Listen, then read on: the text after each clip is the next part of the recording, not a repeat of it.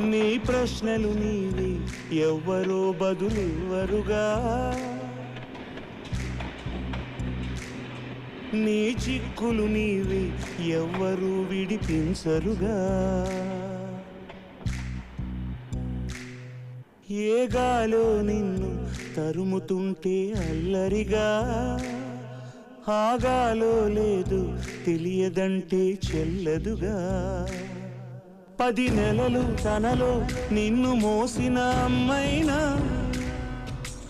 అప్పుడో ఇప్పుడో కననే కనను అంటుందా.